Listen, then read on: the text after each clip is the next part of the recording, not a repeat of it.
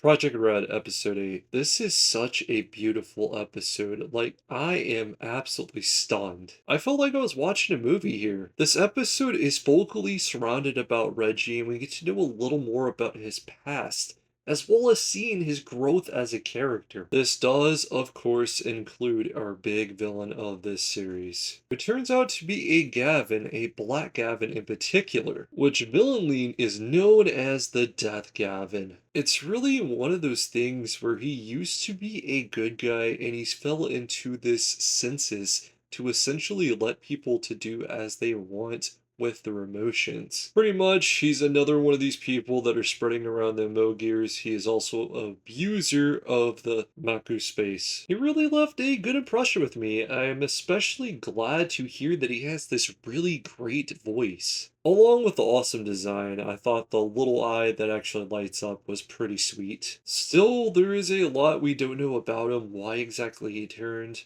Hopefully this will be brought up in the future. Now I want to move on to my favorite absolute part of the episode. It is Reggie in this episode. It starts whenever the Colonel goes down, and Reggie's over there sort of mourning, and the Colonel's like, no, you need to get out there, you're the Gavin. This takes Reggie into this flashback of Gatto, who was the previous Gavin. In that same position, the same exact words were uttered from Gatto.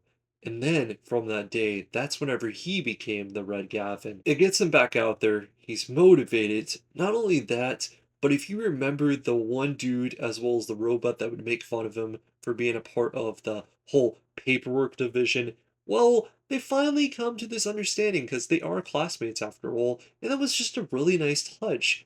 I'm just loving to see this character growth. From here, we go on to the Death Gavin confrontation. During this, we get to know that Reiji actually remembers him from his childhood.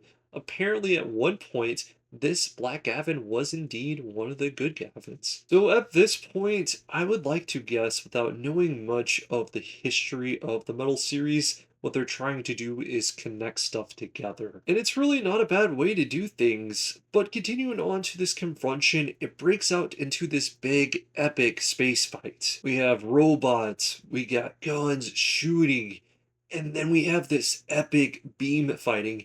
And it's like both of them are shooting these giant high-powered beams, and they're trying to become the one on top.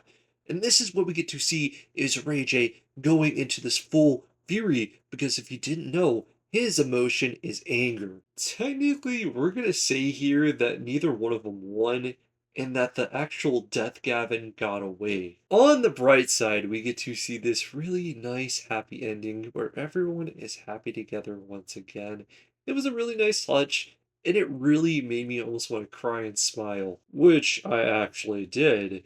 But what we do get to see on the closers is, of course, the captain wants to figure out where this Death Gavin is, and he is indeed the one from the past. With all that, I rate this episode a 9.2.